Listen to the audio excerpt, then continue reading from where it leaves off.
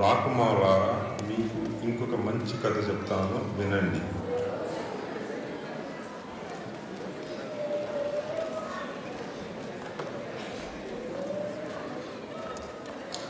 ఒక అడవిలో జంతువులన్నీ చాలా సంతోషంగా నివసిస్తుండేవి.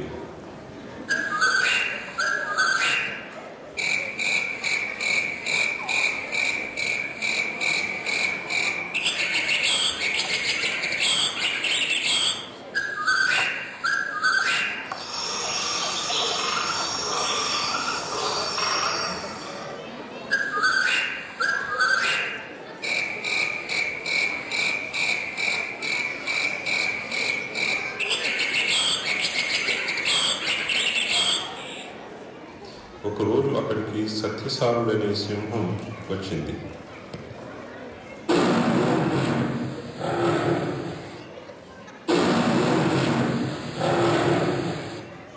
జంతువులన్నింటినీ అకారణంగా చంపడం మొదలుపెట్టింది.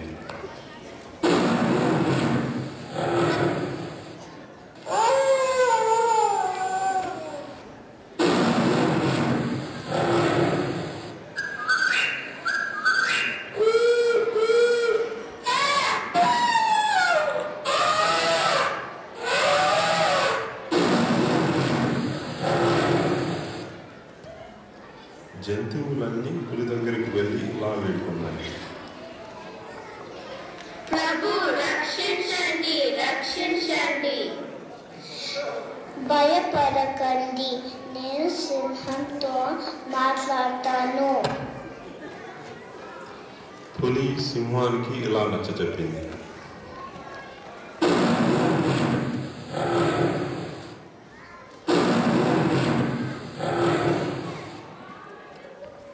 ఓ రాజా, శాంతించు. ఈ చంపటాన్ని నీ గుహలోనే ఉండండి. ప్రతి దినము ఒక్క జంతువుని మేము నీకు పంపుతాము. అలాగే మాట తప్పలో నీ అందరినీ చంపేస్తాను.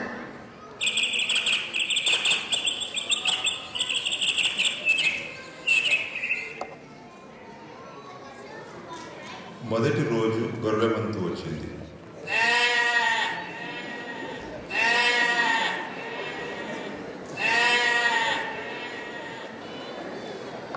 పాపం గొర్రె బిక్కుబిక్కుమంటూ వెళ్ళింది.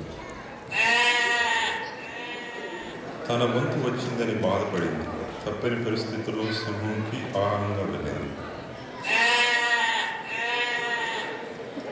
సింహం దయాదాక్షిణ్యాలు లేకుండా గొర్రెని హతమార్చి తన ఆకులు తీర్చుకుంది.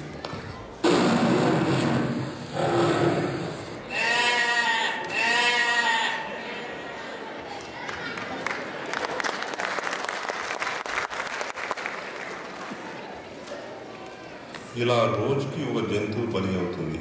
ఒకనాడు ఒక కుందేలు వంతు వచ్చింది.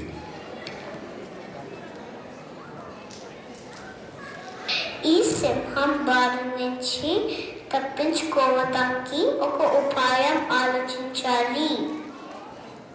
కొంతసేపటికి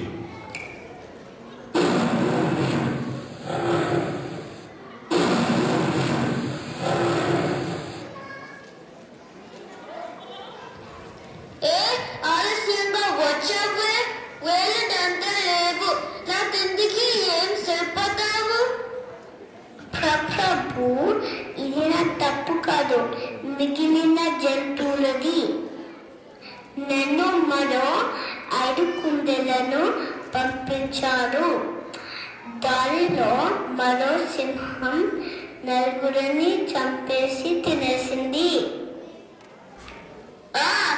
ఎవరి సింహం చూపించు, దాన్ని చంపేస్తాను.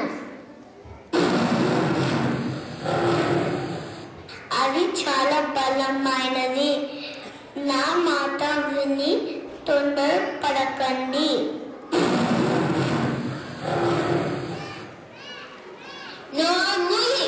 నడు, చూపించు ఆ సింహాన్ని.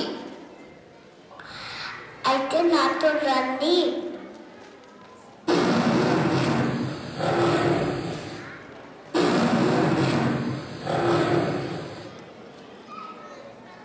సింహం కుందేలు కొంత దూరం వెళ్ళాక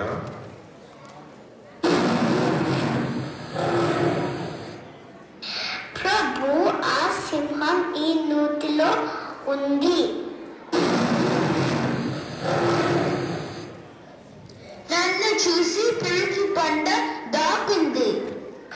చిత్తం.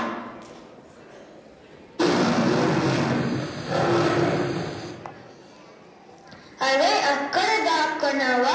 కనపడుతున్నోలే, ఎదుగో వస్తున్నాను, కాచుకో కాచుకో. నా పక్షిగా పాడింది తెలివి తక్కువ దద్దమ్మ. నూతిలో తన ప్రతిబింబం చూసి తన శత్రువు అనుకున్నది. ఇదిగో కాచుకో వస్తున్నాను.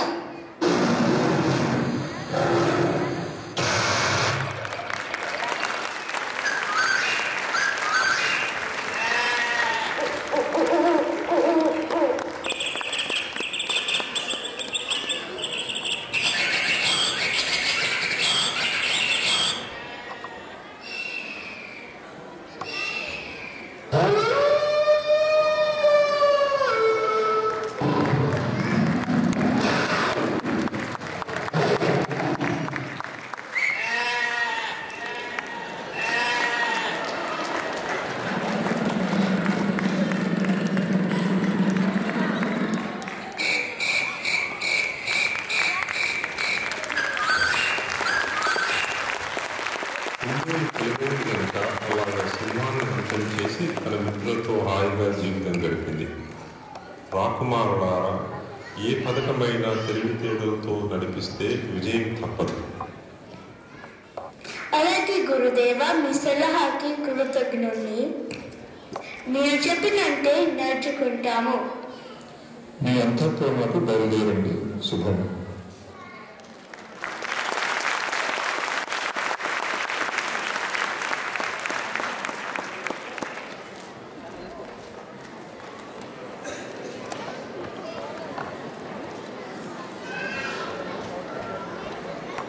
ఇంకా దాంట్లో ఉన్నా అని ఇంకా అక్కడే కూర్చొని ఉన్నా. ఎక్కడ? బావిలో. బావిలో ఉందా?